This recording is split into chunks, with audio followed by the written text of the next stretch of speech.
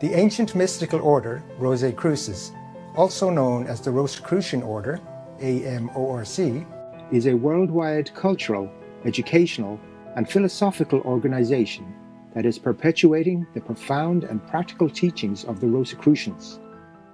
These teachings, as passed down and added to over the centuries, from ancient Egypt to Europe and now all over the world, pertain to the mysteries of the universe, nature, and humans themselves. The Rosicrucian Library is a source of spiritual wisdom and insights that include the important writings by the respected imperators of the order, such as Harvey Spencer Lewis, Ralph M. Lewis, and Christian Bernard.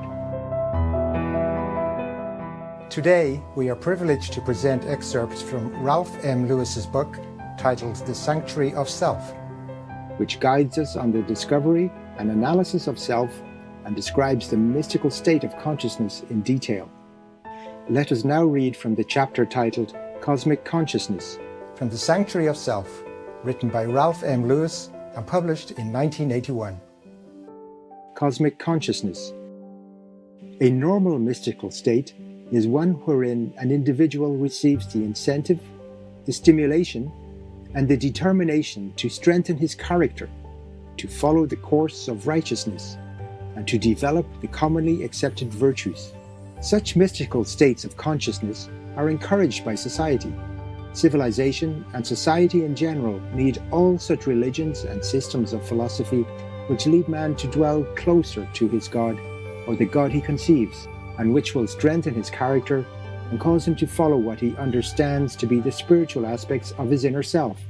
One of these true mystical experiences is that of inspiration, the sudden and complete enlightenment of man in an intuitive way, rather than through the laborious processes of reason or study. However, every inspiration, the result of the ecstatic or mystical state of consciousness, is not a sudden influx of new knowledge or new truth, or a revelation of facts and circumstances. Frequently, it is a consecration, the incentive to devote one's life to a certain ideal, to be loyal, to be truthful, or to attain a worthy goal. There are certain tests to determine true mystical experiences. Let it be said here that mystical experiences are not exempt from those tests to which any other experience had by a rational observer would be subject.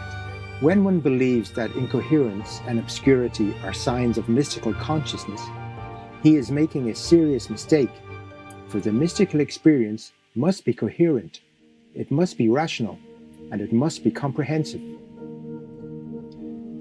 There are 4 points which, as mystics and many eminent psychologists alike agree, determine whether or not one has had a mystical experience and has truly entered and attained the state of mystical consciousness. The first point is known as an ineffability. The mystic finds upon return to his normal state of consciousness, he is unable to express in words what he has experienced, and that he cannot convey his revelations adequately to another who has not had similar experiences. This is because mystical consciousness is more a phenomenon of feeling than an intellectual experience. Each of us knows how difficult it is to describe to others truly the value or the growth of certain feelings which we have had. The ear of the musician may detect fine tones, which he alone can perceive and appreciate. But he cannot make others understand or feel them, unless they too have an ear like his own. The great artist can discern certain symmetry in forms and shades of colouring that escape the eye of the average person, but he cannot possibly make another experience them.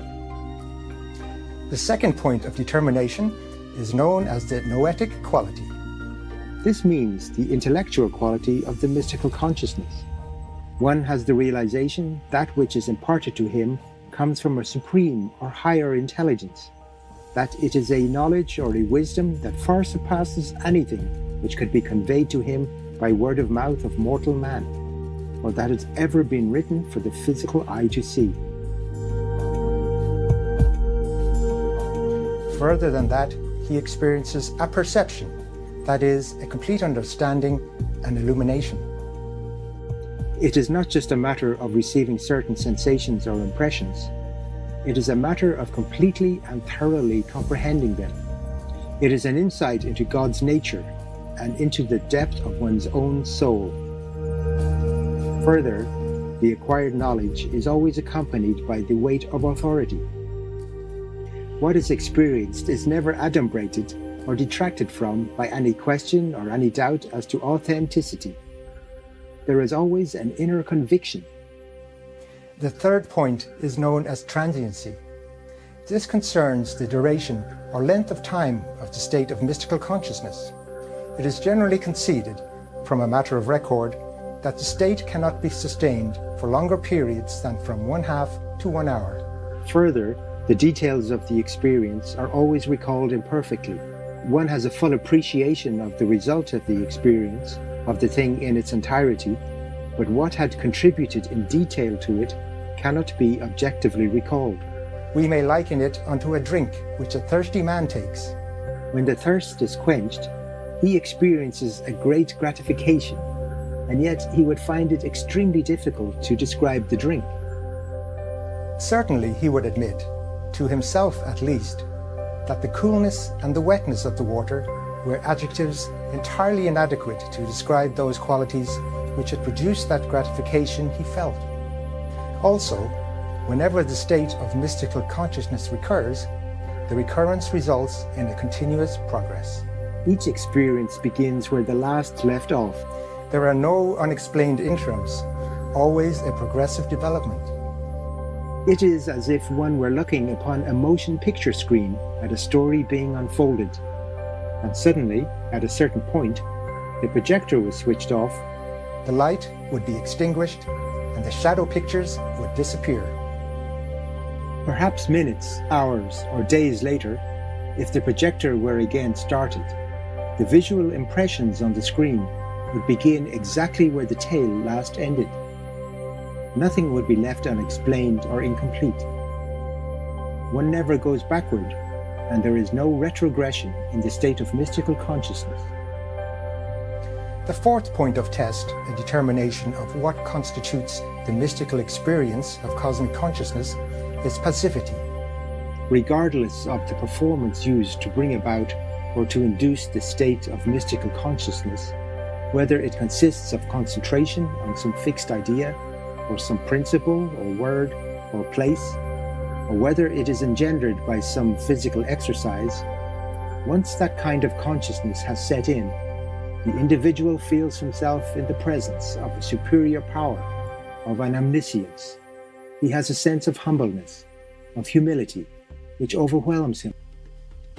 Ego, vanity, arrogance, individuality, all drop from him, and his soul stands in all of its pure nakedness before the supreme authority. There is no inclination to dictate, to demand, to command. One is inclined to be merely receptive, to wait for a disclosure, for a revelation, like a spectator, with great expectation, but always with humility. Rosicrucian mysticism, as expounded in the official modern monographs and teachings of the Rosicrucian order, AMORC, the ancient mystical order Rosicrucis, is a synthesis of those important, time-tested, profound cosmic laws and principles which lead to cosmic consciousness. The Rosicrucian teachings include many of the Oriental mystical principles, with such modifications as make them applicable to the Western mind. Let us consider Sufism as one such example. Sufism is a form of Islamic mysticism. It developed in the 2nd century after Muhammad had had his great theophanic experience in a cave on the slopes of Mount Hira. Jalal-ud-Din Rumi was born in the year 1207 in Afghanistan. His father, a wealthy man, was devout and a noted ascetic. The young Rumi also displayed the qualities of devoutness and spiritual discernment very early in life. Sometime prior to departing on his great mission, it is related that he had erected in the courtyard adjoining his home a marble pillar, somewhat taller than himself, around which he would entwine his arms as in embrace and clasp his hands. Then, leaning backward so that his weight was upon his hands, he would slowly walk about the pillar, revolving, as it were, until eventually his consciousness, as he declared, would be lost in an ocean of love. This we may define as meaning that he had been absorbed for the period into the cosmic, into the absolute, and had experienced mystical consciousness. After returning from this submerging in the ocean of love, he would be greatly illumined and would disclose his revelations to those who listened intently. These eventually became some of the doctrines of Sufism. It is well that we consider, to some extent at least, a few of these principal doctrines of Sufi mysticism. All being, all reality, no matter what its nature or kind, its form or experience, comprises one unity. God is unknowable in his pure, absolute essence. No human consciousness can embrace God. His manifestations, however, can be known, and thus to a degree, men can also comprehend God. Kind viewers, we thank you for your loving presence on today's Words of Wisdom.